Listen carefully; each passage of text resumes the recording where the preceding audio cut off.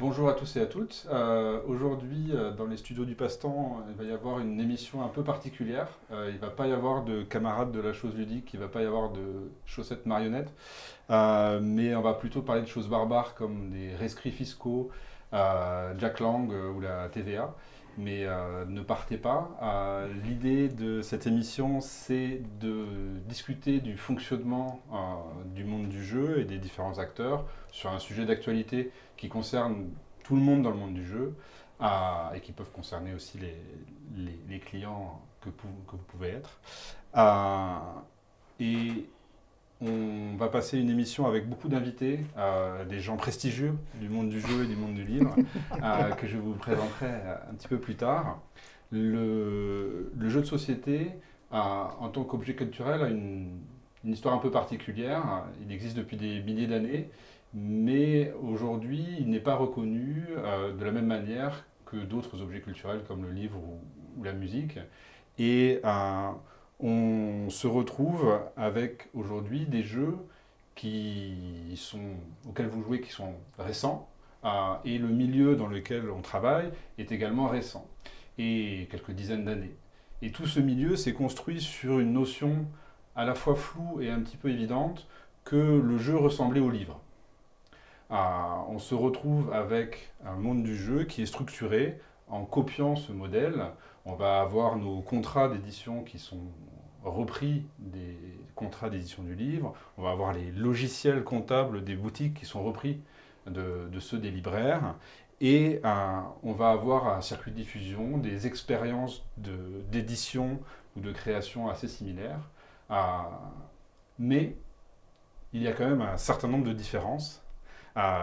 Et aujourd'hui, on est là pour parler d'un cas en particulier, qui est un cas très pratique, qui est le passage d'un certain nombre de jeux à une TVA réduite à 5,5%, comme les livres.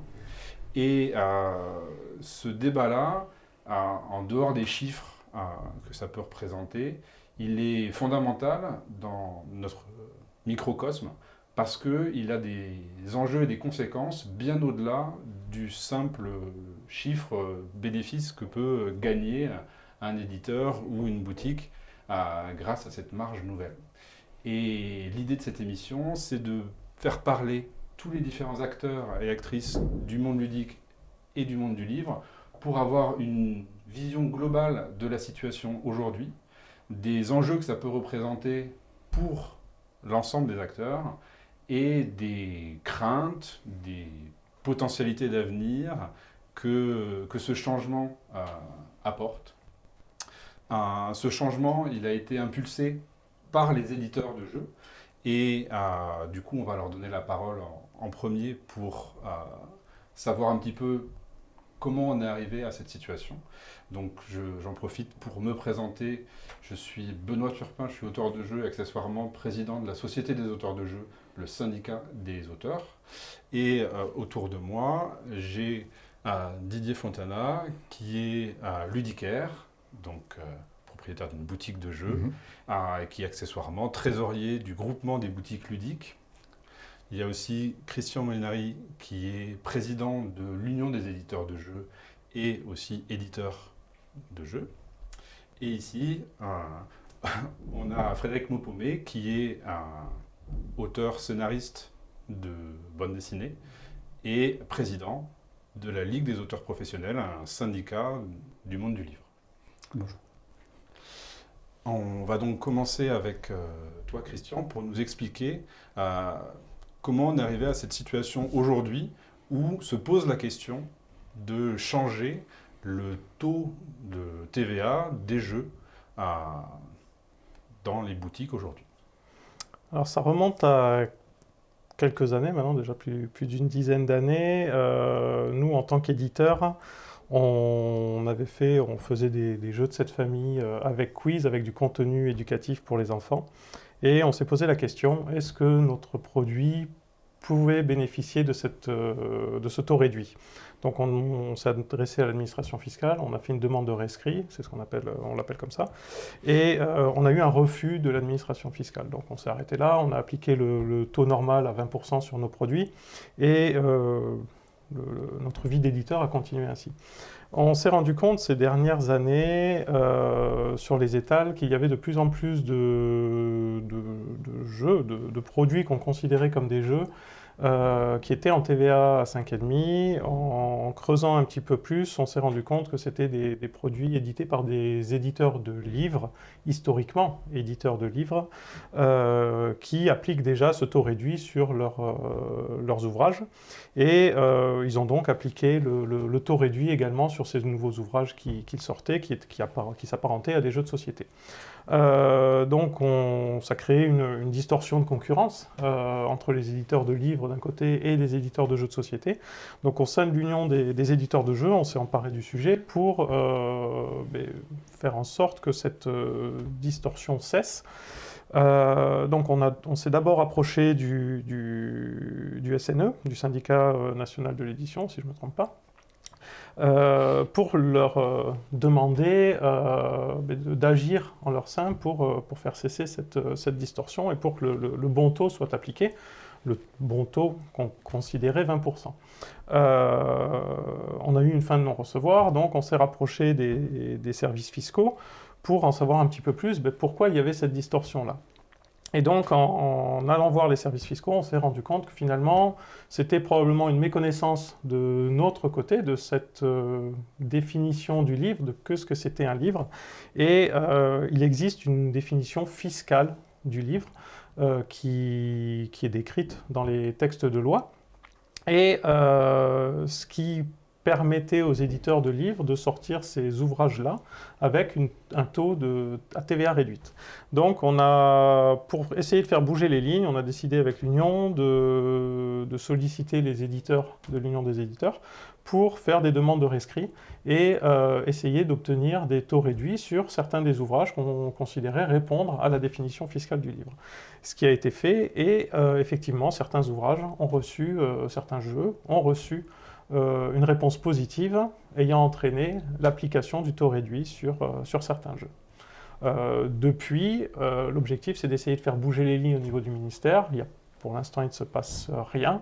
Donc on a les éditeurs de livres qui ont des jeux en TVA réduite, les éditeurs de jeux qui ont des jeux en TVA réduite, et à côté de ça, vous avez encore des jeux en TVA à 20%, parce que tous ne répondent pas à la définition fiscale du livre aujourd'hui. Et tous les jeux n'ont pas fait un rescrit. Il n'y a pas eu de rescrit pour tous les jeux. Il n'y a pas eu de rescrit pour tous les jeux. Les rescrits se demandent vraiment au cas par cas. C'est-à-dire qu'un éditeur ne peut pas dire, voilà, j'édite des jeux qui s'apparentent des jeux de société, est-ce que je peux appliquer le taux réduit? Non. C'est une demande qui se fait produit par produit ou éventuellement par gamme de produits. Comme ça a pu être fait par exemple sur la gamme Cartaventura. C'est une gamme de jeux qui répond à la définition fiscale du livre et c'est toute la gamme qui bénéficie de ce taux réduit. Est-ce que tu peux expliquer ce que c'est cette définition fiscale du taux du livre, s'il te plaît? Alors la définition fiscale, elle reprend 4 éléments de mémoire, je les ai pas toutes en tête. Tout d'abord, il faut que ce soit une œuvre de l'esprit. Il faut que ce soit un ouvrage non dissociable. Donc effectivement, au départ, c'était un ouvrage qui était relié, mais la notion de reliure a été retirée au fur et à mesure des textes. Maintenant, effectivement, des cartes sont autorisées, un boitage est autorisé. Il ne faut pas qu'il y ait d'éléments publicitaires trop importants et il ne faut pas qu'il y ait d'éléments blancs trop importants non plus à remplir par les utilisateurs. En gros, c'est essentiellement ça. Et ensuite, chaque point est décrit de manière très précise dans les textes. Okay. Donc, ce qui a motivé la discussion qu'on a aujourd'hui, c'est la recrudescence de ces rescrits fiscaux qui créent cette situation avec un certain nombre de jeux à la TVA 5.5. Celui qui a fait le plus parler, c'est bien sûr le jeu Dixit, qui est un succès énorme dans le monde du jeu et qui a obtenu ce statut fiscal de livre et qui a ouvert un peu les portes à d'autres demandes de rescrit qui se multiplient aujourd'hui puisque régulièrement maintenant, chaque semaine ou chaque mois, on a des nouvelles annonces de jeux qui passent en TVA à 5,5. La question est, est-ce qu'il y a seulement cette notion de TVA qui est liée au fait d'être considéré comme un livre fiscalement? Alors aujourd'hui, ce qu'on peut... si on parle de la loi Langue, par exemple, qui parle du livre pour l'encadrer. Alors elle date de 81, cette loi Langue, et elle a été faite à l'époque, alors tu pourras probablement mieux en parler que moi, pour éviter que les libraires ne disparaissent, parce qu'il y avait une concurrence trop forte par ailleurs, et donc la loi Langue a été instaurée pour donner un prix fixe au livre, et ce qui fait que quel que soit son réseau de vente, le prix du livre est fixé par l'éditeur.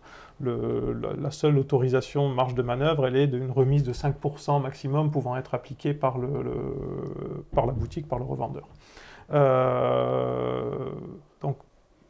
Mais cette définition est décorrélée de la fiscalité. La fiscalité, c'est un pouvoir spécifique, c'est une définition, ce n'est pas une définition, c'est un pouvoir spécifique. Cette loi Langue, elle dit que le livre doit avoir un prix fixe. Mais cette loi Langue s'appuie sur la définition fiscale du livre. C'est-à-dire qu'elle ne donne pas de définition au livre. On ne sait pas ce que c'est un livre. Elle n'est pas définie. Elle s'appuie sur la définition fiscale. Donc effectivement, nous, au niveau de l'Union des éditeurs de jeux, on s'est posé cette question. On s'est dit, ok, on a certains produits répondent à la définition fiscale du livre. Pour autant, doit-on appliquer le prix fixe sur le livre? Doit-on appliquer la loi Langue sur le livre? Donc on a interrogé le ministère de la Culture et on a eu une réponse écrite du ministère de la Culture qui nous indique que non, le jeu de société, même s'il répond à la définition fiscale du livre pour le produit qui aurait obtenu une TVA réduite, pour autant ne doit pas forcément appliquer le taux réduit, le prix fixe, pardon, sur cet ouvrage, en s'appuyant sur une cour de cassation de 2010, il me semble, qui parlait plutôt des partitions de musique. Donc rien à voir, mais les partitions de musique sont également reconnues dans la définition fiscale pour avoir un taux réduit, pour autant n'ont pas été reconnues pour avoir le prix fixe. Donc on s'appuie, nous, sur cette réponse-là, pour se positionner en disant, effectivement, on recommande à nos éditeurs s'ils ont obtenu un rescrit pour appliquer le taux réduit, de ne pas nécessairement appliquer le prix fixe. Et est-ce que tous les éditeurs font ça, du coup? Alors aujourd'hui, on n'a pas encore communiqué. Alors peut-être que quand ce sera diffusé, effectivement, la communication aura été faite. Donc non, aujourd'hui, ce n'est pas encore le cas. Mais parce qu'il y a un vide juridique, en fait. C'est que cet aspect-là n'est pas clair dans les textes, nulle part.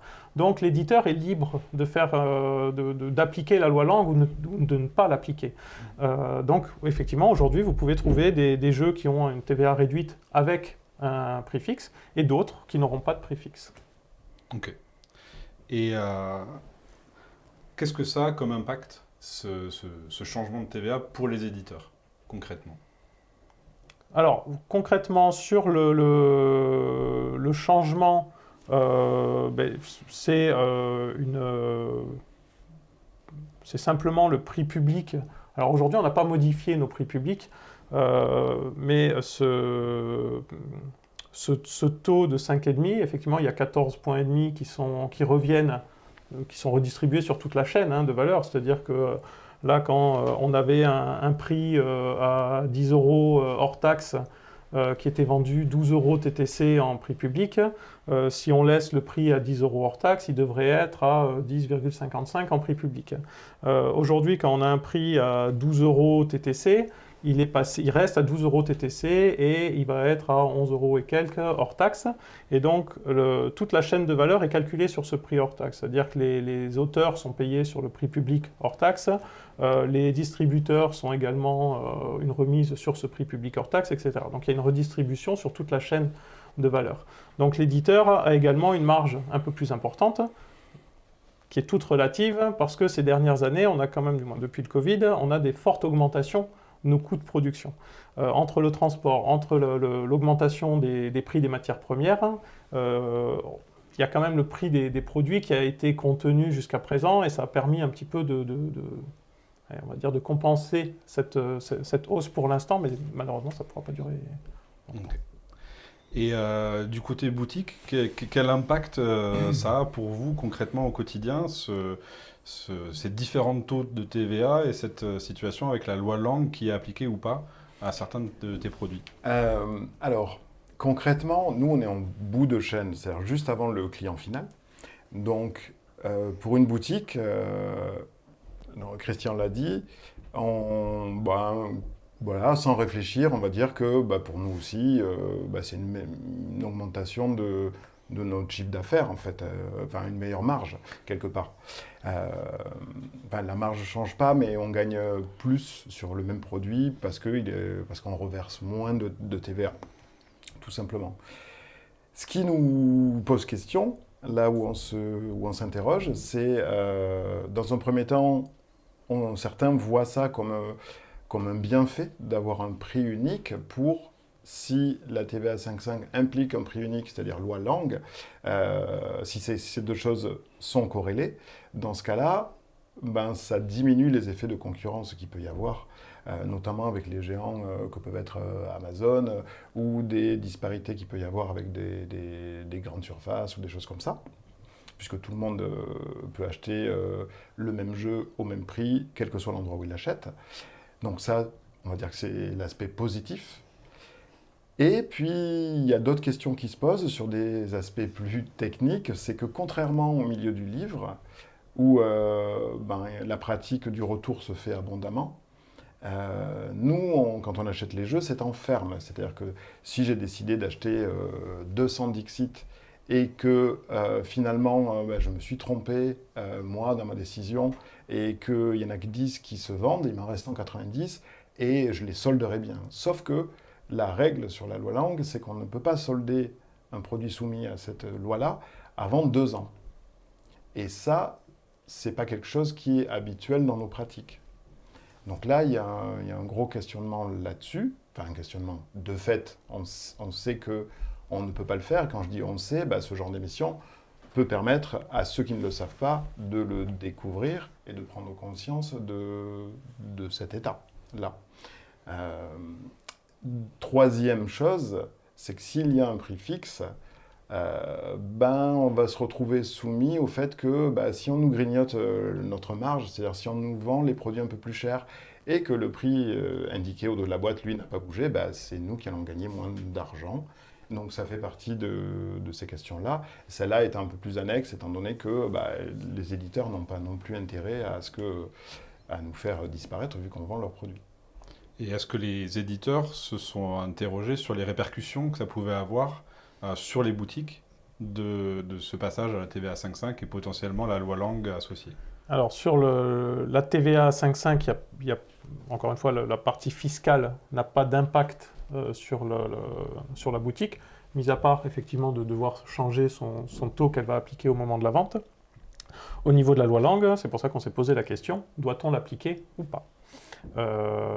Et donc là, c'est chaque éditeur qui effectivement est libre de l'appliquer ou pas. Et comme tu le disais, la loi Lang, c'est pas que le prix fixe, c'est toutes les contraintes qu'il peut y avoir autour. Dont entre autres la non-possibilité de solder le produit quand on le souhaite, le prix n'est pas libre, etc. Donc c'est pour ça qu'on s'est regroupé, qu'on en a discuté au sein de l'UEJ, on s'est posé ces questions. Et la recommandation, c'est de ne pas appliquer le prix fixe. Et je rajouterais qu'il y a d'autres implications si on est assujetti à la loi Lang sur ces jeux-là.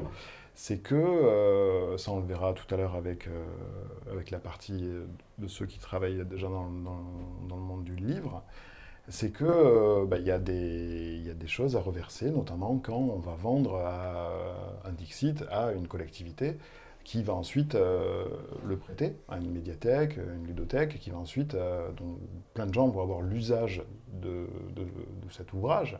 Et donc il y a des organismes qui sont là pour collecter des fonds, parce que sinon les auteurs du coup, ont une espèce de perte. Et est-ce que ça, vous le faites déjà sur les jeux qui sont présents en TVA 5.5 avec la loi langue appliquée Alors, je dirais qu'il y a une grande méconnaissance de ça et que il doit y avoir très, très, très peu de ludicaires qui sont au courant, puisque jusqu'à même maintenant, la grande majorité des ouvrages que nous vendons sont des jeux de société, donc en TVA 20%. Donc la question ne se posait pas. Et c'était jusque-là anecdotique. Donc, bon, comme il n'y avait pas grand-chose, on va dire, on pouvait se passer de ça, on ne se posait pas trop la question, mais maintenant, la question, elle est présente. En fait, c'est effectivement la problématique, c'est que le jeu de société n'est pas défini en tant que tel, n'a pas de définition fiscale, n'a pas de définition existante dans des textes juridiques. Donc on est dans une pseudo-vide juridique. Donc la question, c'est comment on se positionne. Donc là, tout ce dont on est en train de parler, c'est des choses aujourd'hui. Ce qui ne veut pas dire que demain, ça ne va pas changer, ça ne va pas évoluer. Et l'idée, c'est pour ça qu'on se regroupe, finalement, c'est de réussir à discuter de tout ça et faire évoluer les choses dans le bon sens pour que ce soit bénéfique pour tout le monde. Et c'est vraiment là la grosse difficulté, finalement, c'est comment on se positionne. Et nous, en tant qu'union des éditeurs de jeux, c'était quels sont les risques pour les éditeurs. La TVA, c'est une chose. OK, on a l'autorisation. Il y a la loi langue. Doit-on le faire ou ne doit-on pas le faire? On interroge le ministère, on a une réponse. Voilà. Ça peut changer. Pour aujourd'hui, c'est comme ça. Et du coup, d'un point de vue extérieur, pour quelqu'un qui est dans le monde du livre, comment tu perçois cette situation et comment tu peux la comparer à ce que vous viviez avec le monde de l'édition du livre? Comment je le perçois? En fait, je crois que personne vraiment ne se pose la question de qu'est-ce que c'est un livre en fait. Parce qu'il y a un côté. C'est pour ça qu'il n'y a pas de définition. C'est pour ça qu'il y a juste une définition fiscale qui avait pour but d'introduire des trucs et d'en exclure d'autres, notamment de virer les livres de coloriage par exemple. Non, mais c'est pour ça qu'il y a ça.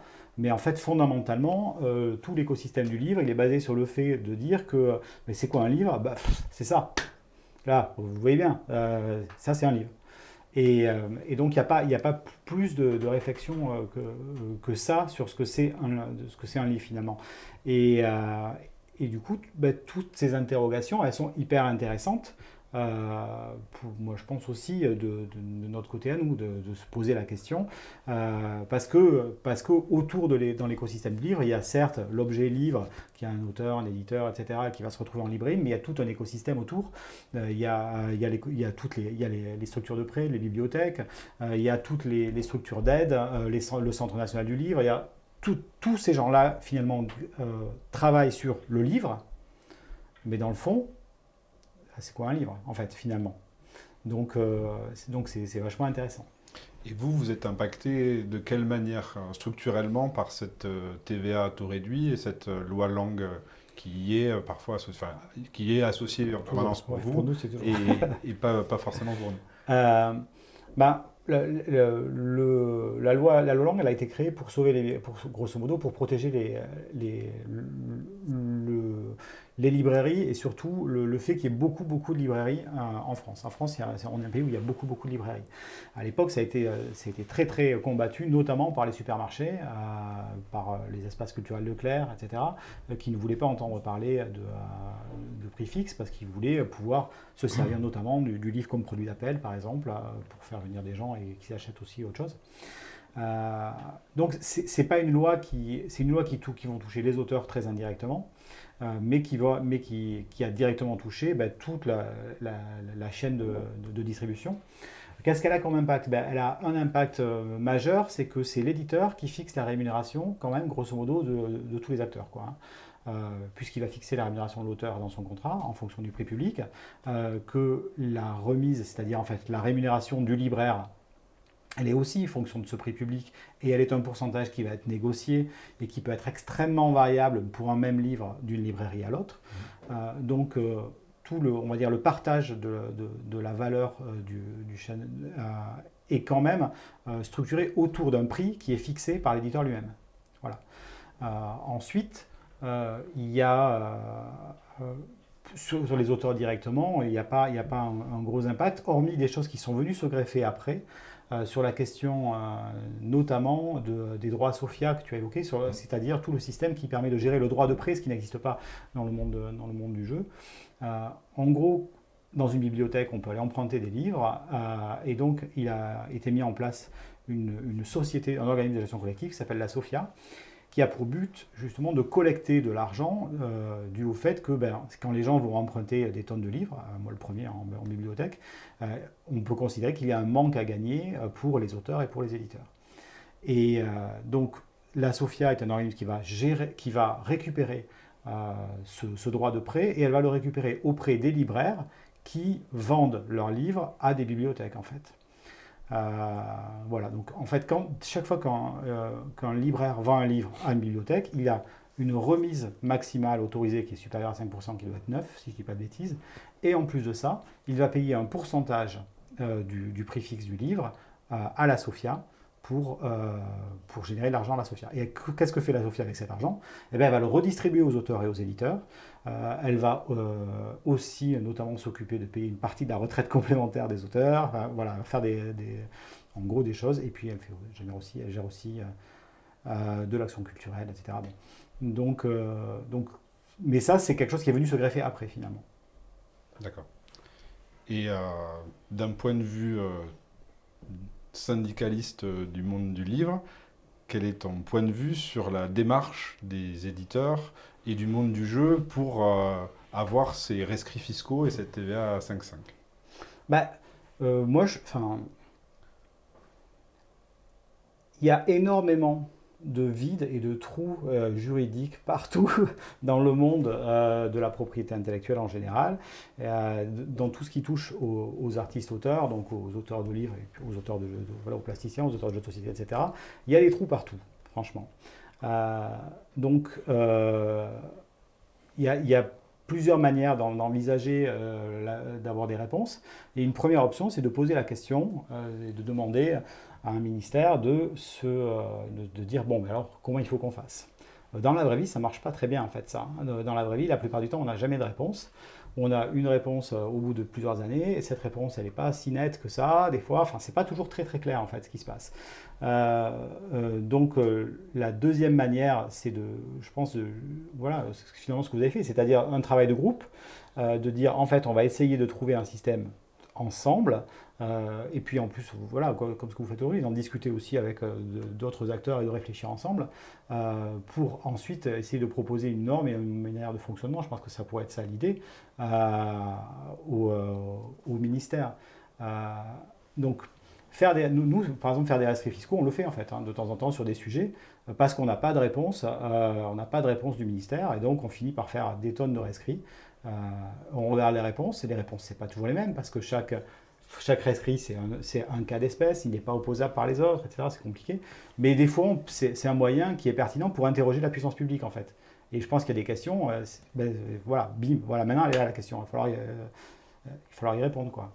Et est-ce que, concrètement, pour les éditeurs, le fait de considérer un jeu comme un livre d'un point de vue fiscal, est-ce que ça a entraîné un changement des pratiques, d'utilisation du réseau du livre, comme des subventions Non, aujourd'hui, pas du tout. La seule chose qui a été faite, c'est vraiment demande de rescrit, application d'un taux réduit. Et encore une fois, ce n'est que sur certains titres, certains jeux, qui répondent parfaitement à cette définition fiscale. Il y a des éditeurs qui ont fait des demandes de rescrit où l'avis a été négatif. Et comme tu disais, c'est vrai que les demandes se font au siège de l'entreprise éditrice. Et donc, c'est différents départements, c'est différentes personnes. Elles n'ont pas toutes la même culture de la définition fiscale, la même connaissance de cette définition. Et donc, les réponses peuvent être très, très variables. Vous pourriez avoir un oui quelque part et un non pour le même produit, la même demande ailleurs. Donc c'est très... Encore une fois, il y a tellement de vide que tout est question d'interprétation. Donc aujourd'hui, l'objectif, nous, des éditeurs, c'est effectivement d'encourager les éditeurs de jeux à faire le plus de demandes de rescrit pour les ouvrages qui répondent à la définition fiscale du livre. ça permettra, on l'espère, de faire bouger les lignes au niveau des ministères, que ce soit de la culture, que ce soit fiscal, pour qu'il y ait une prise de position à un moment donné et que l'ensemble des jeux de société se retrouvent d'un côté ou de l'autre, mais qu'on n'ait plus de disparité. Mais pareil pour les éditeurs de livres, parce qu'aujourd'hui, les éditeurs de livres, ils ont leurs livres.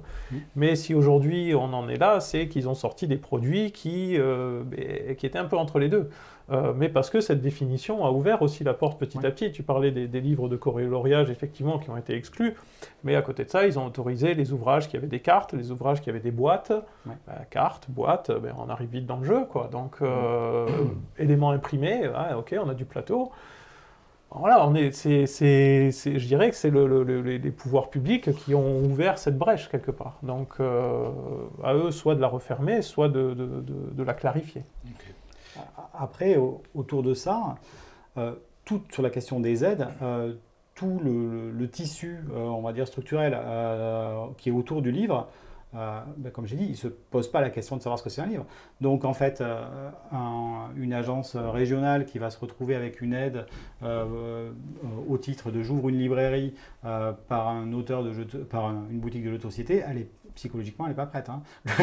Mais c'est des vraies questions. C'est pareil pour les questions d'aide aux éditeurs, d'aide, de politique. Voilà. Comment est-ce que la politique de lecture publique est impactée par le fait qu'il y a des jeux de société? Enfin, il y a tout un tas de questions qui se posent et qui sont posées à des acteurs qui finalement considèrent que le livre, voilà, on voit bien ce que c'est. On l'évoquait effectivement tout à l'heure par rapport, je crois que c'était par rapport à la SOFIA et par rapport à la protection des auteurs, où tu nous disais que effectivement dans le livre, quand il y a des droits d'auteur qui sont versés, à partir d'un certain montant de pourcentage de la rémunération annuelle de l'auteur, ça lui ouvre accès à certaines choses. Ça, dans le jeu de société, on n'en parle pas, ça n'existe pas. Mais pour autant... la question va se poser. Et voilà, la question va se poser, mais la question, elle ne se posera qu'au moment où on va essayer. On va dire, ok, on est considéré un livre comme un livre d'un côté. Est-ce que l'auteur en face va être considéré de la même manière? Est-ce qu'il va avoir droit à ces choses-là? Donc ce sont des portes ouvertes sur lesquelles il va falloir continuer à creuser pour avoir des réponses. Et du coup, on va continuer, alors, mais pas avec vous. On va écouter d'autres acteurs du monde du jeu pour voir l'impact que ça peut avoir sur ces autres acteurs et ces autres actrices du monde du jeu. Merci beaucoup. Merci. La magie du montage nous permet d'avoir 3 nouveaux invités pour continuer la discussion sur les conséquences de cette TVA à 5,5 et l'impact que ça peut avoir sur nous. Avec moi, j'ai Christine Alcouf, qui est illustratrice dans le monde du jeu et dans la littérature jeunesse. Ludovic Chatillon, qui est ludothécaire et membre de l'ALF, l'association des ludothèques de France. Et Xavier Béret, qui est responsable d'un café-jeu à Rennes et membre ou représentant du réseau des cafés ludiques, un organisme qui rassemble tous les bars à jeux de France et de Navarre. L'idée d'inviter ces 3 autres invités, c'est de discuter des impacts indirects auxquels on n'aurait pas forcément pensé sur d'autres acteurs du monde du jeu, de cette TVA à 5,5 qui est normalement une histoire entre un éditeur et la boutique, mais qui a finalement des impacts beaucoup plus grands qu'on pourrait penser au premier abord. Donc je vais donner la parole d'abord aux ludothèques. Concrètement, dans une ludothèque aujourd'hui, comment ça se passe, cette répartition entre le jeu et le livre? Quels sont les liens ou les oppositions qu'il peut y avoir?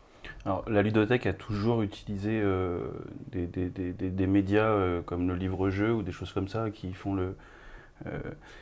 la frontière entre le livre et le jeu. Structurellement, les ludothèques investissent de plus en plus maintenant les pôles culturels et lieux culturels, et on arrive à des formes hybrides en fait, de lieux qui accueillent la culture.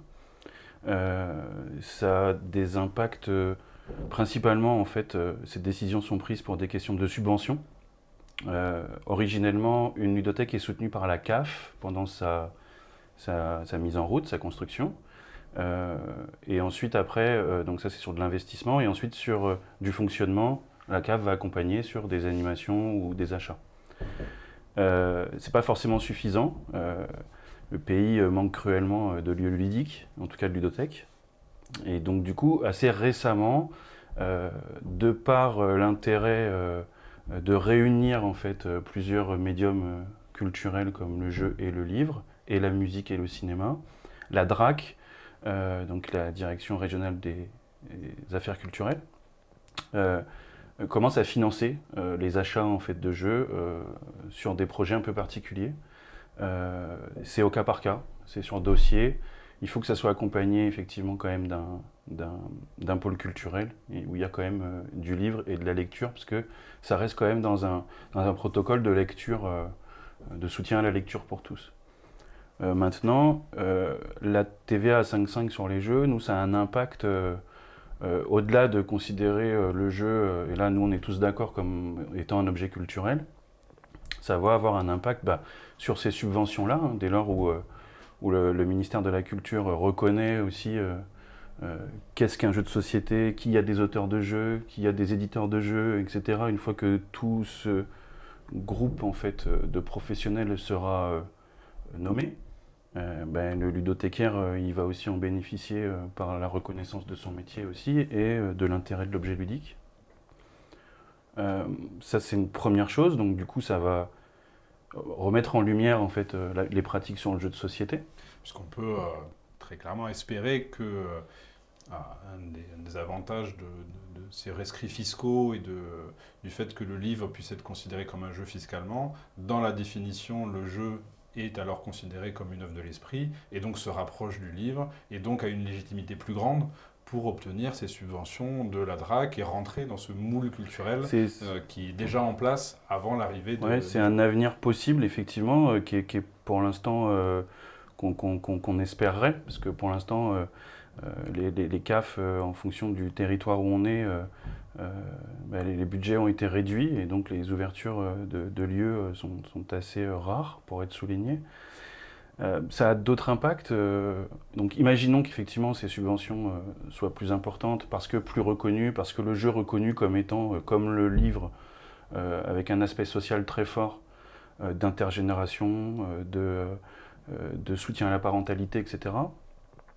On a aussi d'autres impacts comme les achats qu'on va faire nous chez principalement nos fournisseurs qui sont les ludicaires pour le jeu de société. Si il y a discussion sur le prix unique ou pas prix unique, nous on a actuellement en tant que bibliothèque ou ludothèque ou médiathèque, ou ça peut être aussi des centres aérés ou des choses comme ça, enfin en tout cas en tant que structure qui accueille du jeu, on va avoir droit à des réductions sur nos commandes. Donc là ça va forcément impacter ces réductions-là si on arrive à un prix unique, et, comme on a vu tout à l'heure. Il y a aussi cette histoire, mais Xavier reparlera tout à l'heure, de tout ce flou juridique qui est extrêmement cadré dans le milieu du livre sur les droits de prêt, les droits de diffusion des œuvres et les droits de prêt. À l'heure actuelle, sur le jeu de société, les ludothèques, en grande majorité, permettent le prêt, en fait. Hein. Donc le jeu va dans les familles, va chez les gens. Et actuellement, en fait, il n'y a aucune rétribution, que ce serait un organisme comme la SACEM ou la SOFIA, n'est acté, en fait, n'est demandé. Je ne connais aucun ludothécaire qui a contacté un éditeur pour savoir si on peut prêter son jeu. Ouais. Et donc concrètement, un manque à gagner potentiel pour les éditeurs et leurs auteurs. Mais le problème, c'est que c'est difficilement chiffrable, en fait. C'est-à-dire que d'un côté, on a le rôle... il n'y a pas le bon ludothécaire et le mauvais ludothécaire, hein. Mais comme le ludicaire ou comme les personnes qui travaillent en café ludique, en bar à jeux, le rôle de conseil est important, en fait. Donc on va, nous, essayer de diffuser des bonnes pratiques ludiques et d'orienter les personnes vers des bons choix, en fait. Pour les faire évoluer, développer leur culture ludique et puis surtout pour qu'ils puissent prendre du plaisir, parce que c'est quand même le but principal. Mais si on parle du rapport au livre avec cette loi langue qui pourrait être associée à la TVA à 5,5, il y a quand même par rapport au livre quelque chose qui ne se fait pas. Oui, c'est ça. Et c'est-à-dire que, encore une fois, c'est-à-dire que ce qui n'est pas chiffrable, c'est quel est le manque à gagner, en fait. C'est-à-dire que moi, j'ai un logiciel qui est un logiciel qui est à la base fait pour les médiathèques et qui est adapté pour les ludos. Donc j'ai des statistiques de près. Donc je pourrais tout un jour, si l'État me le demande, ou si un éditeur ou une boutique me le demande, je pourrais ressortir des statistiques en disant, voilà, bah, je ne vais pas prendre Dixit, je vais en prendre un autre. Cartaventura, parce qu'il est là, ça a été emprunté tant de fois sur l'année. Je ne pourrais pas aller plus loin sur la typologie des emprunteurs, parce que là, il y a le droit à la protection des données personnelles, mais il y a toujours possibilité maintenant de savoir si les personnes qui l'ont emprunté, ils l'ont peut-être acheté en fait après, et puis ils l'ont peut-être acheté aussi pour l'offrir en fait plusieurs fois.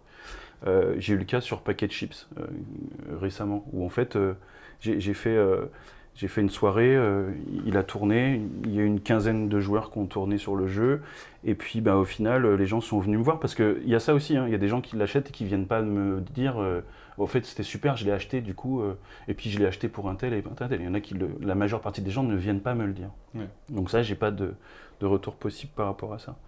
Mais il y a effectivement cette chose où on se dit, on ne contribue pas en fait réellement. On va contribuer en fait à la pratique ludique parce qu'on va diffuser le jeu, le rendre disponible, pouvoir le faire jouer sur place, chez les gens, etc.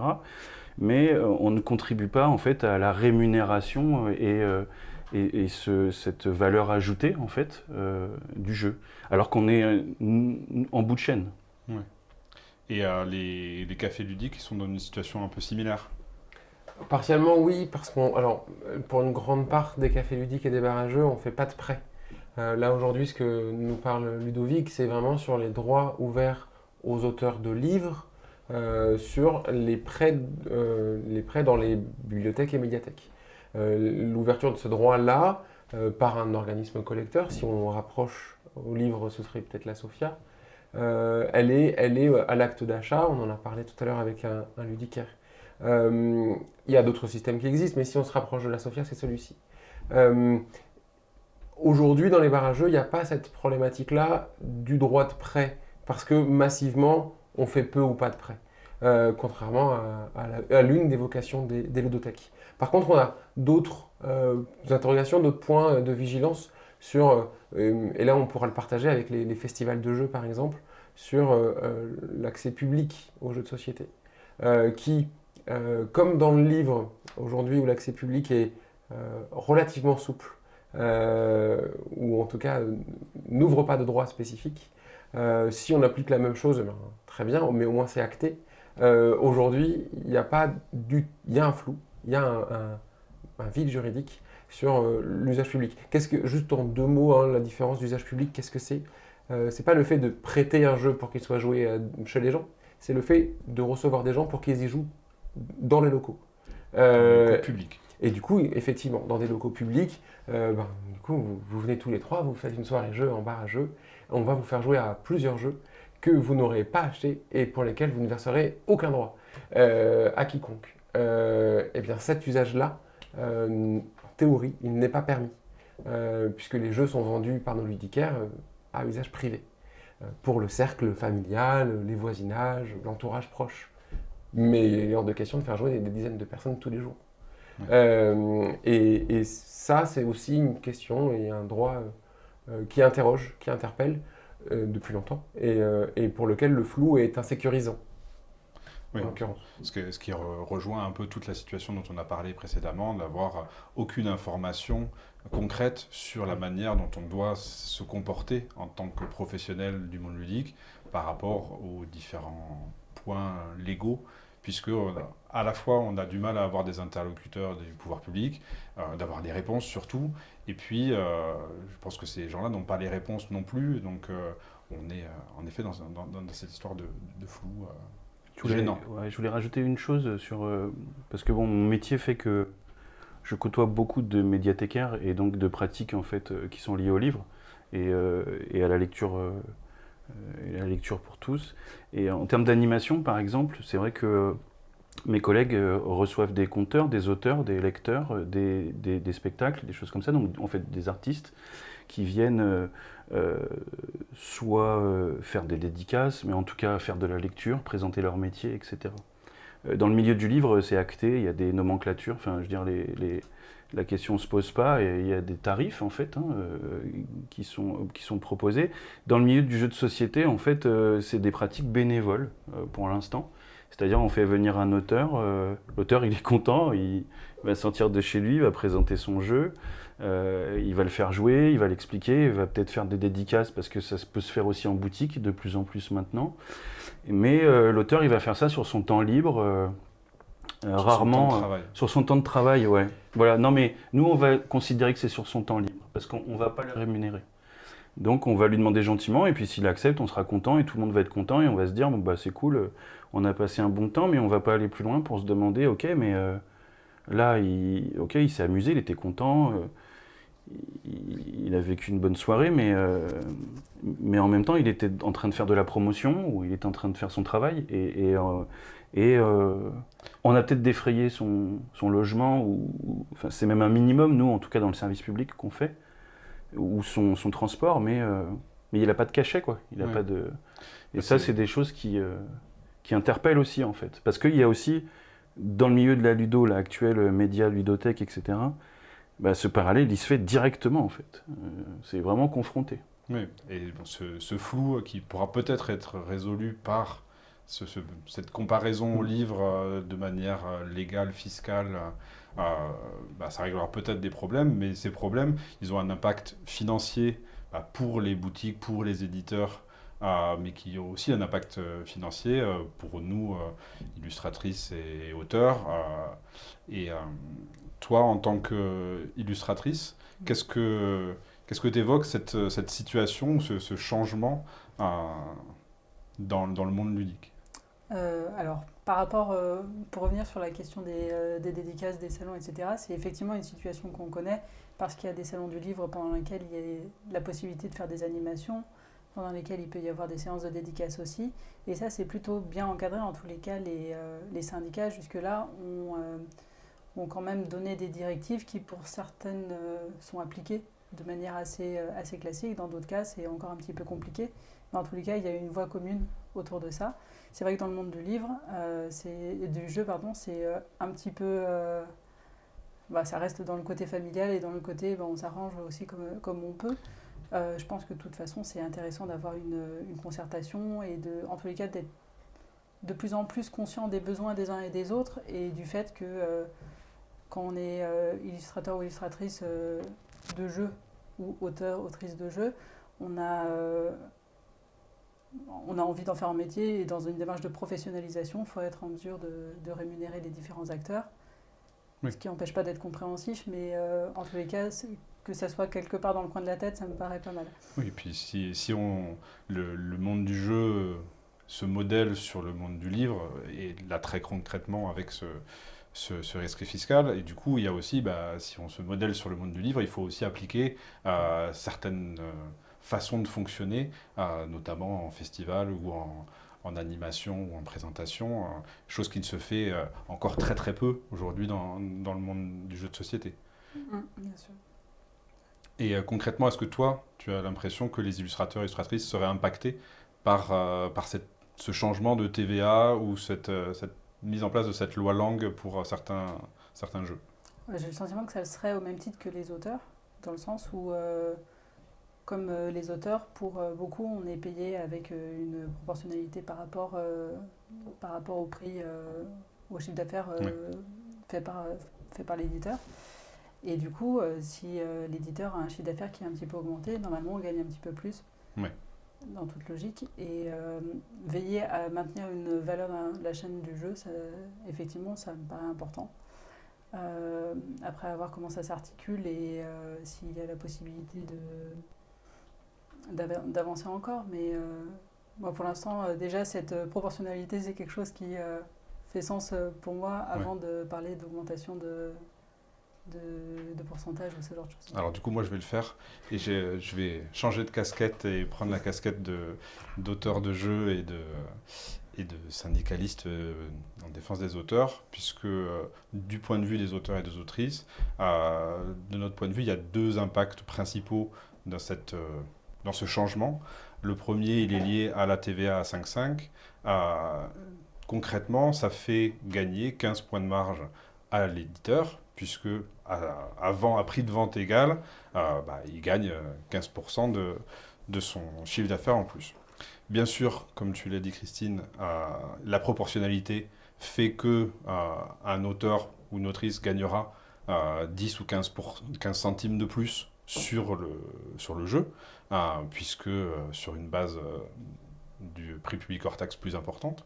Mais on estime que c'est aussi le moment de se poser la question de cette chaîne des valeurs et de cette répartition, puisque pendant longtemps, on a opposé aux auteurs et aux autrices le problème de les marges de chacun sont trop faibles pour pouvoir augmenter le pourcentage de droits d'auteur des auteurs et des autrices, reconnu à peu près par tout le monde comme un peu faible, mais contraint par la réalité des faits à être comme ça.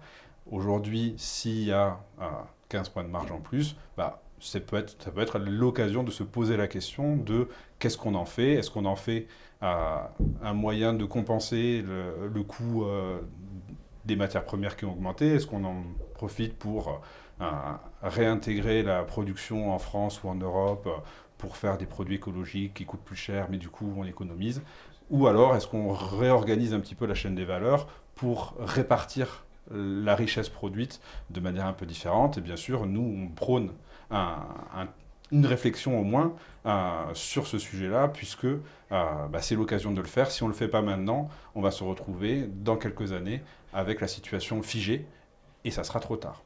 Donc ça, pour nous, c'est un élément indirect assez important où c'est le moment de se poser la question pendant que c'est en train d'arriver. Et l'autre questionnement, qui est plus éthique, c'est la question de notre reconnaissance en tant qu'auteur et autrice de jeu et de notre œuvre en tant qu'œuvre de l'esprit et œuvre culturelle. Aujourd'hui, on n'a pas cette reconnaissance, officielle en tout cas, on n'est pas dans les textes. Et le problème, c'est que si on fonctionne comme le livre et qu'on va jusqu'au bout, quitte à se fondre dans le livre en allant vers cette TVA 5,5 comme le livre, en allant vers la loi langue, en allant vers tous les systèmes qui sont adaptés au livre, est-ce qu'on est encore des auteurs et des autrices de jeux de société ou est-ce qu'on devient des auteurs de livres parmi d'autres? Et nous, en tout cas à la Sage, on est opposé à la dilution de notre identité et de notre spécificité en tant qu'auteur de jeu. Et bien sûr, on ne sait pas de quoi demain il va être fait, mais c'est un point d'attention très important qui nous tient extrêmement à cœur, puisque aujourd'hui, comme on n'est pas reconnu, si demain on est dilué, on ne sera plus jamais reconnu. Donc il ne faut pas se leurrer de combat. Nous, notre combat en tant qu'auteur, même si on souhaite gagner plus d'argent, c'est avant tout d'être reconnu pour notre travail. Et donc on ne veut pas tomber dans un piège qui nous séduirait par ses avantages financiers potentiels ou ses facilités de subvention si on est rattaché au livre, sans prendre en compte la notion éthique de notre travail et l'importance de la reconnaissance qu'on souhaite avoir pour les auteurs et pour les jeux de société en tant que tels. Je voulais juste revenir avec Xavier sur un point qu'on n'a pas abordé précédemment concernant un autre impact pour globalement le secteur du monde du jeu avec ce rescrit fiscal et cette TVA. Aujourd'hui, je pense que tu penses au dispositif d'accompagnement à la culture et d'accès à la culture. Les dispositifs d'accès à la culture ont été mis en place, alors il en existe plusieurs, hein. On a parlé tout à l'heure de la politique de la lecture pour tous, mais il y en a d'autres. Et aujourd'hui, les ludicaires, principalement, n'ont pas la possibilité, ou que à la marge, de bénéficier de ces dispositifs. On peut en citer 2 principaux, que sont le pass culture. Alors pour rappel, le pass culture, ça concerne les jeunes entre 16 et 21 ans, et c'est une cagnotte 350 € d'accès à la culture. Cette cagnotte, elle permet aux jeunes donc de acheter des places de concert, des places de cinéma, de la littérature, du roman évidemment, entre autres, mais aussi de l'escape game, mais aussi du jeu vidéo, mais aussi tout un tas de services culturels. L'escape game, je fais partie du même syndicat dans le loisir que l'escape game, a permis par la notion de scénario et de scénarisation des salles d'indiquer que c'était un espace culturel et donc d'indiquer, oui, en effet, et donc d'indiquer que, après tout, une escape game, c'est une pratique culturelle. Et donc, ils ont accès au paiement par pass culture. Ça représente 350 € par jeune. C'est quand même une masse considérable qui a été mise en place par l'État sur l'accès à la culture et permettre l'accès à la culture de la jeunesse. C'est un dispositif qui aujourd'hui est accepté par exemple à la FNAC, pour les citer, pour acheter des choses que la FNAC vend. La FNAC vend du jeu. Dans quelle mesure, si je passe en caisse avec, ça fonctionne ou pas? Premier point d'interrogation. Le deuxième dispositif, qui n'est pas lié à la culture à proprement parler, même si, c'est une incitation dans les rémunérations complémentaires. Les rémunérations complémentaires des équipes salariales de toutes les sociétés. On peut penser à un équivalent avec le chèque déjeuner ou le pass restaurant, ce qui est la même chose. Eh bien, il existe le chèque culture et pourquoi pas même le chèque lire. Ces deux dispositifs-là, largement défiscalisés, qui permettent aux entreprises de faire bénéficier à leurs salariés d'une incitation à la culture. Et bien, de la même façon, pour le chèque culture, on peut acheter des places de concert, on peut acheter de la littérature, on peut acheter de la musique, on peut acheter du théâtre, mais pas du jeu. Si demain on considère que le jeu est culturel et par les biais d'un dispositif de ricochet en fait, entre un rescrit fiscal qui considère le jeu comme livre, puis derrière une loi langue qui s'inscrit dans un dispositif culturel, puis derrière un organisme différent encore, par ces systèmes de ricochet, on peut se poser la question de, mais au final, est-ce que l'accès à la culture, c'est aussi l'accès au jeu? On se rend compte que en fait, ce dont on a besoin, c'est cette clarification. Et que ça soit cette loi langue, cette TVA 5.5, finalement la réponse importe peu et qu'on a surtout besoin d'une reconnaissance à part entière en tant qu'objet culturel pour pouvoir bénéficier des mêmes choses que les autres objets culturels. Si ça passe par le livre, et ce système dont on parle aujourd'hui, ça peut être un biais, dangereux par endroit. Dans un monde idéal, on ne passe peut-être pas par là. En tout cas, l'important, c'est d'essayer de faire bouger les choses, parce que tant qu'on ne fait pas bouger les choses, on reste à la marge, on profite indirectement du système, que ce soit par la DRAC ou par des non-dits d'usage public, mais on ne fait pas avancer nos problématiques. Et donc, un des éléments importants de ce débat sur la TVA 5.5, c'est que justement, ça fait bouger les choses, puisque ça arrive massivement dans le monde du jeu, et que forcément, les gens vont se poser des questions dans le monde du jeu, mais en dehors. Et c'est pour ça qu'on va finir cette émission sur une troisième partie avec encore d'autres invités, pour aller encore un petit peu plus loin dans les conséquences potentielles et les enjeux qu'on peut avoir sur ce débat-là. Merci. Merci. Merci. On va donc continuer cette émission avec deux nouveaux invités revenants. On a Mathieu Aubert ici, qui est le directeur du studio Libellude. Bonjour. Éditeur de Dixit. Et on a ici Stéphanie Lecam, qui est maître de conférence à Rennes en droit de propriété intellectuelle et qui est accessoirement directrice du syndicat de la Ligue des auteurs professionnels. Tout à fait. Et avec le président aussi. Je suis de retour. De retour, le président de la Ligue, donc les gens du livre qui connaissent bien leur sujet et qui vont pouvoir nous faire des retours sur les impacts auxquels on ne pense pas si jamais on se rapproche complètement de ce modèle du livre. Je voudrais commencer par revenir vers toi pour discuter de ce cas Dixit qui a déclenché dans le microcosme ludique une certaine agitation, une certaine inquiétude ou réflexion sur cette notion de TVA, de livre, d'œuvre de l'esprit, qui n'avait pas forcément avec les rescrits fiscaux précédents, de par la notoriété du jeu. Et je voulais voir comment ça avait été fait de votre côté et quelle avait été la réflexion et le prolongement de la réflexion jusqu'à aujourd'hui. Christian Molinari a assez bien expliqué la genèse de la démarche, donc initiée par l'UEJ avec la volonté de faire des demandes de réalignement des taux de TVA entre les différents éditeurs. Nous, Libellude, avons fait une demande de rescrit au Centre des impôts de Poitiers qui nous a envoyé une réponse favorable. On lui a fait une demande de confirmation vu qu'on a fait des ajustements sur le jeu et sur le reste de la gamme. On a également reçu un retour favorable de leur part.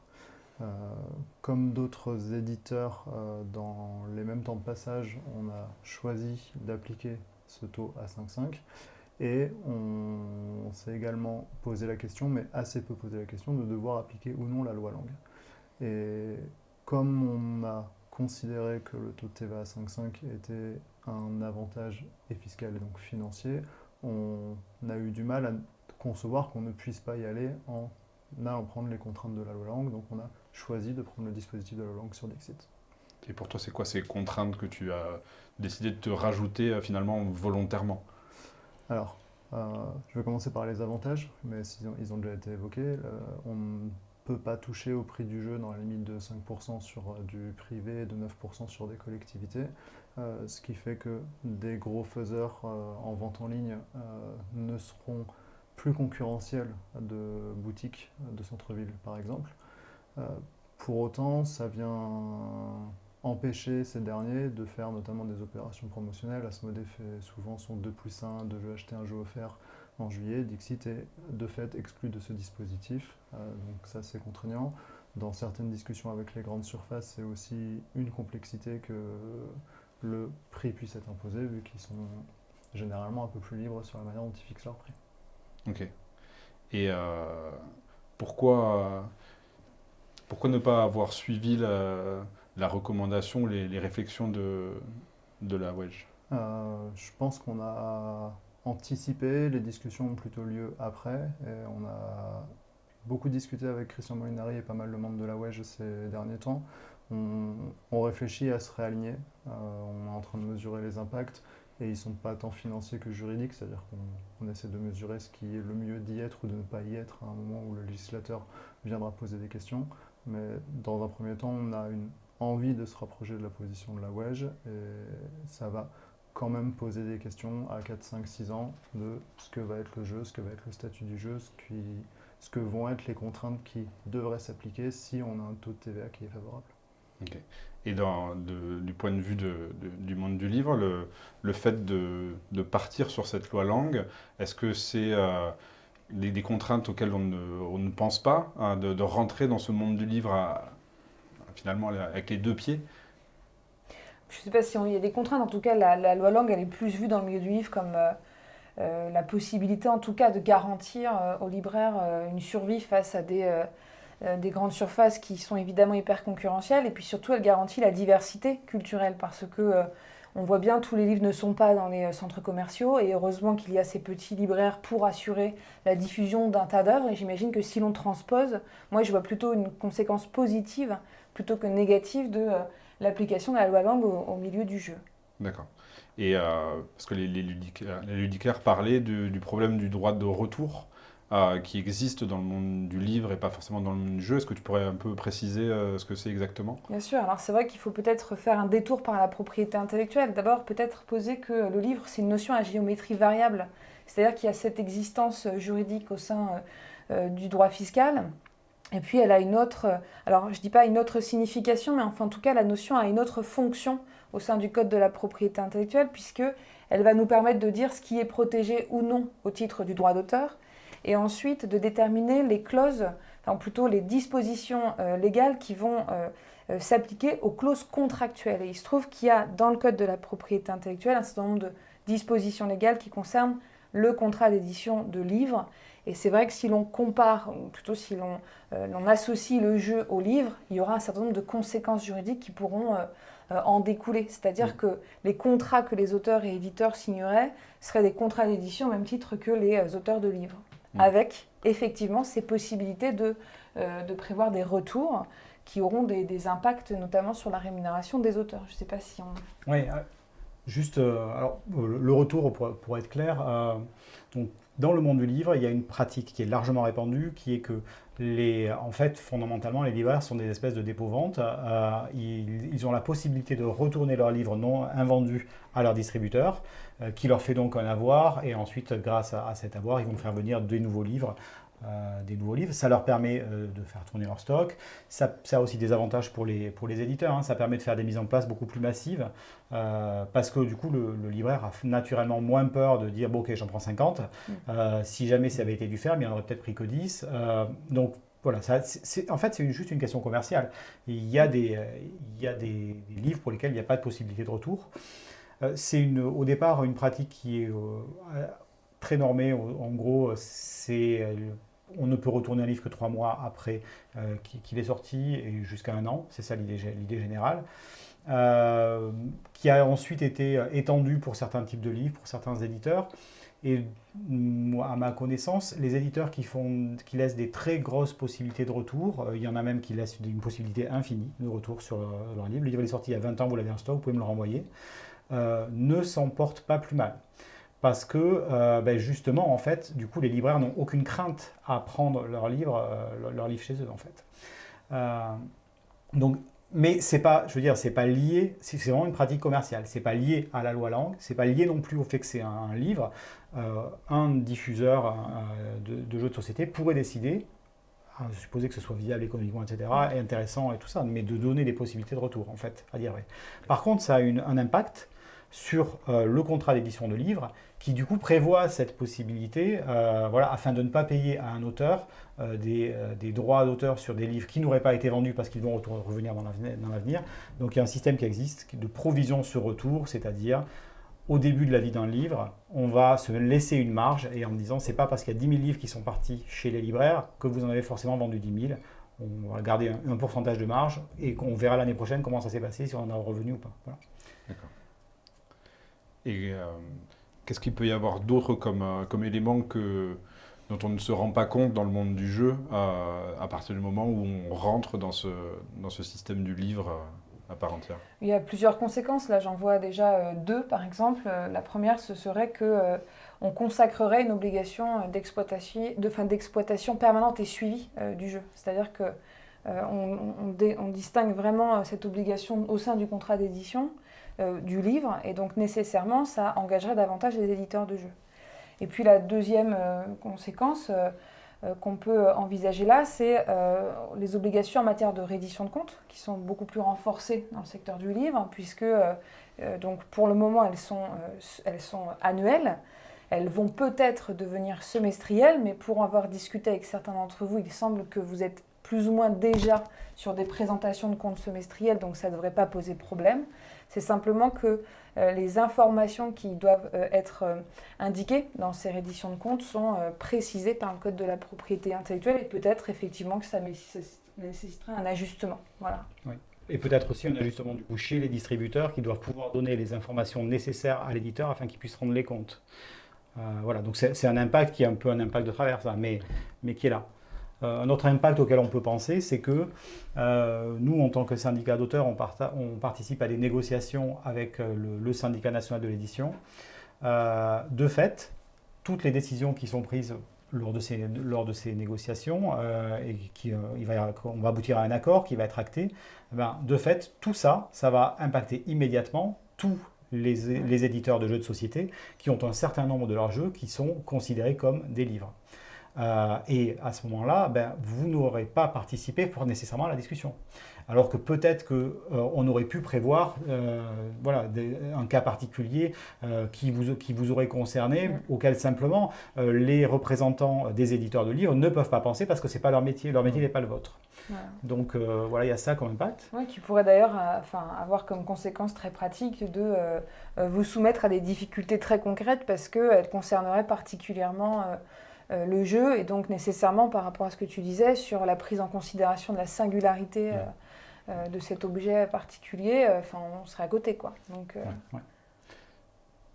je voulais savoir si à partir du moment où le jeu serait considéré comme un livre, les obligations légales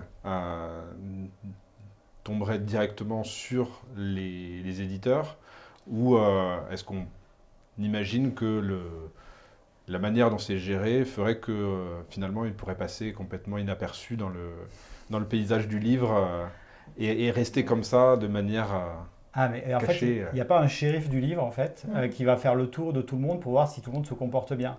Donc je ne pense pas que ça marchera comme ça. Mais par contre, il faut voir que du point de vue d'un éditeur, il va se retrouver tout d'un coup potentiellement dans des positions de risque juridique et donc de risque aussi financier s'il n'est pas dans les clous. Et ce n'est pas du tout de son intérêt de ne pas l'être, a priori. Et donc ça nécessite une réflexion et une adaptation. Il y a des impacts hyper concrets pour les auteurs aussi. C'est que, c'est un peu technique, mais en gros, si on a l'essentiel la plus grande partie de nos revenus qui est issue de l'exploitation d'un livre, dans ce cas-là, la SOFIA, qu'on a évoqué tout à l'heure, prend en charge la moitié de la retraite complémentaire. C'est un truc qui est unique au livre. Ça ne marche pas si on est, je ne sais pas, plasticien par exemple. Et donc de fait, un auteur de jeux de société, si ces jeux deviennent des livres, et tout d'un coup, l'essentiel de ses revenus, alors on ne parle pas d'énormément de gens, je pense, mais l'essentiel de ses revenus viennent de ces jeux-livres-là, se retrouve avec la moitié de sa retraite complémentaire qui est obligatoire, qui est prise en charge. Donc ça, c'est un effet qui va faire plaisir à 2-3 personnes, à mon avis. Mais c'est un vrai truc. Et quand on parle d'effets bénéfiques pour les auteurs, on peut peut-être évoquer la grosse différence qu'il y a entre les montants de droits d'auteur, en tout cas les pourcentages de droits d'auteur dans le livre par rapport au monde du jeu. En tout cas, dans le monde du jeu, les auteurs touchent environ autour de 3 à 4% du prix public hors taxe en droits d'auteur. Et il me semble que dans le livre, c'est pas tout à fait pareil. C'est énormément plus, c'est beaucoup plus. Je suis gavé, moi. On est sur du 40% à peu près cette année. 50. Depuis la crise, en plus, ça a vachement augmenté. En réalité, c'est vrai qu'il y a un problème d'abord, c'est qu'il nous manque des observatoires pour savoir précisément ce que gagnent les auteurs du livre. Bon, on a des chiffres quand même qui ont été présentés, notamment dans un rapport assez récent, le rapport Racine, sur l'auteur et l'acte de création, où globalement on était sur un taux à peu près de 4,5% dans la littérature jeunesse. Je regarde si c'est ça, mais c'est à peu près ça, contre 8% dans les domaines de la littérature générale et de la bande dessinée notamment. Alors après, 8%, c'est un chiffre à interroger parce que quand on est plusieurs auteurs à coécrire, on se partage ce taux de 8%. Si bien que, il faut peut-être raisonner nous aussi, dans façon. le monde du jeu, on fait de la co-création. Ouais. Après, il y a peut-être d'autres problématiques en termes de répartition des richesses dans le monde du livre dont on ne se rend pas compte forcément dans le monde du jeu. Et quand on regarde juste le montant brut, forcément ça crée un petit peu de frustration de notre côté. Mais peut-être qu'en creusant un petit peu, il y a une explication ou une logique derrière. Un truc j'en reviens à la question d'un accord éventuel avec le SNE. Imaginons qu'il y a un accord qui dise, en fait, dans le domaine du livre, le montant minimal de droit d'auteur, c'est 10%. Point barre. Bon, je pense que je le rêve bien, d'accord. Mais on peut imaginer ça, ou que ce soit 8% minimum, qu'en dessous, c'est pas possible. Là, on a un impact qui a un impact colossal sur l'écosystème, qui va forcément faire plaisir aux auteurs, mais qui va aussi générer il va y avoir des graves remous. Il va falloir s'adapter à ça, d'une manière ou d'une autre. Mais c'est typiquement le genre de truc pour lesquels il y a entre guillemets, un risque. Je sais pas, le terme risque n'est pas bon, mais en tout cas quelque chose qui a à mesurer, à réfléchir. Et après, si on va sur beaucoup de jeux de société sont des livres, dans ce cas-là, il devient légitime que dans ces négociations ou dans ces discussions, l'union des éditeurs de jeux rentre dans la discussion en disant attention, nous, c'est bien si vous ne nous flinguez pas tout de suite avec vos accords, parce que voilà. Donc c'est... Après, peut-être qu'il y a une analyse économique plus fine à faire, parce que sans doute les taux sont peut-être encore inférieurs, mais il suffit que les avances soient un peu plus importante pour le temps de la réalisation du jeu, et peut-être que finalement c'est un tout. Ce qui est le cas, les avances sont beaucoup plus importantes dans le monde du livre que dans le monde du jeu. Elles ne sont pas systématiques d'une Mais part, pas systématiques. et puis Non, elles ne sont ça pas... dépend des secteurs, en fait. Ça dépend des C'est secteurs. vraiment des secteurs, ouais. Oui. Ouais, je pense qu'on peut aussi questionner le degré de finition de l'ouvrage, Ouais. c'est-à-dire le travail d'édition du livre versus le travail d'édition du jeu de société. Je pense qu'il peut y avoir des deltas assez forts dans la quantité de travail et la prise de risque et l'investissement financier sur un éditeur de jeu par rapport à un éditeur de livre. Est-ce que vous êtes d'accord? C'est vrai que, alors d'autant plus qu'il y a une grande partie du risque et du travail qui a été reporté sur les éditeurs de livres par les éditeurs eux-mêmes.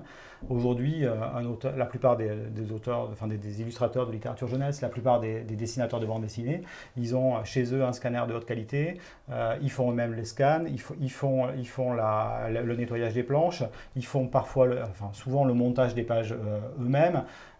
Donc il y a toute une partie de travail technique qui se retrouve reportée sur les auteurs et qui pose vraiment des questions, parce que à un moment donné, est-ce qu'on peut payer en droit d'auteur du scan de planche? Je ne suis pas convaincu. Mais Et on se retrouve surtout dans un système de coédition, où Voilà, finalement on est le quasiment travail là-dedans, éditorial parfois. il est quasiment partagé. Mais c'est vrai qu'il y a beaucoup de livres, où grosso modo, mais pas tous, ça dépend aussi des livres, hein, mais où le produit, entre guillemets, à la fin, il est fini. C'est-à-dire que à la livraison d'un manuscrit, ok, il y a des corrections à faire, il y a des choses à faire, etc. Mais la plupart du temps, il n'y a pas non plus un travail forcément colossal de l'éditeur. Ça peut quand même dépendre des cas. Il y a aussi des cas où ça nécessite, il y a des livres très particuliers, très compliqués à monter. Donc il y a quand même du cas par cas. Il y a une directive européenne qui me paraît importante, parce que de toute façon, elle s'applique déjà à vous aussi, qui est que ce que dit la directive européenne, c'est que la rémunération d'un artiste-auteur, elle doit être appropriée et proportionnelle. Et ce terme de approprié, que le ministère de la Culture a un peu oublié, il est vachement important. Il est important parce que ça veut dire, c'est quand même en fonction de comment s'est passée la création de l'œuvre, de ce que chacun fait. Voilà. Aujourd'hui, pour autant, on a vu des contrats d'édition de livres, je parle d'édition de livres, avec 1% de droit d'auteur et 0,5% dans les ventes à l'étranger. Est-ce que ça c'est approprié? Non. Donc, il ne faut pas croire que ça se passe toujours bien non plus. Oui, puis j'imagine que non seulement il y a un apport éditorial qui est peut-être plus important sur certains jeux ou certains développements, mais il y a aussi une question de coût de fabrication qui peut être différent, qui peut avoir un impact sur les marges des éditeurs de jeux.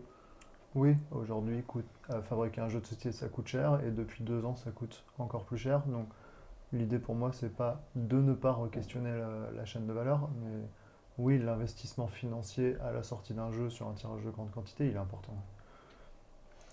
Et forcément, du coup, le risque l'est aussi. Et oui, après, ça vient me poser la question de est-ce que c'est parce que je prends plus de risques que je dois toucher plus de chiffre d'affaires? Oui ou non? Enfin, je pense qu'il n'y a pas de bonne réponse à cette question. Mais Non, après, tout dépend de ce qu'on appelle le risque, parce que ça peut être un risque financier. Les auteurs et les autrices investissent un risque de temps qui a un coût. Bien sûr. Qui est réutilisable? Pas forcément. En cas de non-édition, qui peut être réutilisable en cas de non-édition. Tout à fait. Mais en tout cas, moi, ce qui me paraît important sur toutes ces questions-là, et puis venant du monde du livre, moi je trouve que ça se passe pas si mal chez vous, hein, à ce niveau-là, c'est le fait qu'il y a des questions il faut aborder les sujets, il faut en parler de manière le plus claire possible et le plus transparente possible. C'est comme ça qu'on fait avancer les choses. Et moi je trouve de l'extérieur un peu, j'ai peut-être une vision un peu idyllique du truc, mais vous arrivez quand même à mettre en place une réflexion avec des gens qui discutent et qui forcément sont pas forcément d'accord. Enfin, fondamentalement, l'auteur il a toujours envie d'être payé plus. moi par exemple, l'éditeur, fondamentalement, il préférerait plutôt, si c'était possible, le payer éventuellement un peu moins. Ce qui est cohérent aussi. Si j'étais éditeur, peut-être que je me poserais la question. Mais ce qui est important, c'est de mettre les choses à plat, et de discuter, de dire voilà, moi je suis là, toi tu es là, et plutôt de discuter franchement autour de ce sujet-là, hein, par exemple, mais autour de l'ensemble des sujets. C'est ça qui fait... Oui, parce que ce qui est important à remarquer, c'est que on a quand même réussi à organiser, alors c'est pas de l'autocongratulation, mais on a réussi à organiser plus d'une journée de travail sur ce débat-là, à organiser cette émission pour présenter la situation avec tous les partenaires du monde du jeu.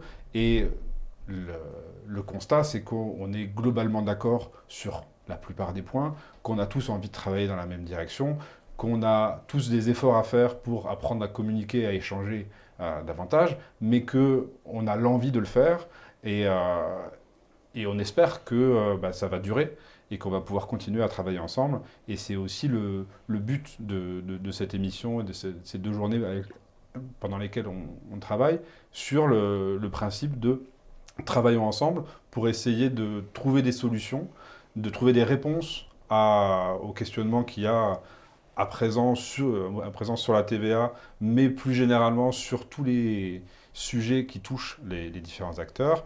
Et l'intérêt pour nous, monde du jeu, c'était aussi d'avoir de votre part le retour du monde du livre sur lequel nous, on se plaque, mais sans votre connaissance. Et du coup, vous ne savez pas qu'on essaie de le faire, et vous savez pas, nous, on ne sait pas forcément tout ce qu'il y a derrière, tous les impacts qu'il peut y avoir en copiant complètement le monde du livre, et est-ce que c'est pertinent de le faire, ou est-ce qu'on peut exister en tant que jeu de société, comme objet culturel et œuvre de l'esprit à part entière, sans copier servilement le livre, tout en bénéficiant des avancées qui ont été faites par les domaines culturels avant nous. En tout cas, il y a un élément qui me semble sortir aussi des échanges qu'on a eus, c'est cette absence d'arbitrage administratif, qui est quand même à l'origine de nombreuses insécurités juridiques. Et en fait, on ne peut que souhaiter que rapidement, les textes, alors sans vouloir transformer le monde dans un truc un peu trop normatif, mais là, de toute évidence, il manque des éléments pour avancer, quoi. Je voudrais juste finir sur une question, peut-être que vous pouvez y répondre. Est-ce que vous connaissez la situation dans les autres pays qui nous entourent, nos partenaires européens ou américains, sur la situation du jeu ou du livre et le rapport entre les deux à l'étranger? Est-ce qu'on est dans une situation un peu particulière, ou est-ce que finalement c'est la norme? Assez peu de données. Nous, on est en train d'essayer de faire la même démarche TVA 5.5, enfin TVA réduite en Belgique. Donc c'est un dispositif qu'on essaie aussi de mettre en place. Après, sur la manière dont vont interagir les acteurs, non, moi j'ai pas plus de données que ça. Non, idem. Pas plus de données, à part que la question de la protection au titre du droit d'auteur pour les jeux se pose de la même manière partout, dans tous les droits, en tout cas d'auteur au niveau de l'Union européenne. Ce qu'on peut dire déjà, c'est que nous, on a fait quand même des enquêtes au niveau européen sur le livre, et les situations peuvent être très différentes, alors que tout le monde est plus ou moins, enfin tout le monde est, mettons, dans l'Union européenne, ou l'a été pour certains, mais les pratiques peuvent être différentes. Et quand je dis les pratiques, ça peut être le montant des avances, enfin là, tout ce qui est rémunération, mais ça peut être également la durée de cession de propriété qui est faite, le caractère exclusif ou pas, le fait que, qu'est-ce qu'on prend quand on prend la propriété intellectuelle sur un ouvrage? Est-ce qu'on prend l'ensemble des droits associés, ou est-ce qu'on dit, par exemple, moi je suis éditeur de jeux de société, ce que je vais faire avec ton truc, c'est du jeu de société. Je ne prévois pas qu'on va en faire un dessin animé chez Pixar. Donc ça peut dépendre, ça peut dépendre. Et la question surtout, c'est pas nécessairement toujours une question qui est automatique, quoi. Ça peut dire, là je pense qu'il y a un potentiel, on a des équipes pour s'en charger, on va le faire. Il y a des pays où c'est comme ça. Il y a des pays où on dit, nous on pense que ça, il y a un potentiel, on a des équipes qui vont s'en occuper et on va travailler sur une adaptation audiovisuelle. Mais par contre là, ton truc où il y a 3 cartes ça on va jamais l'adapter au cinéma, donc on va pas le faire.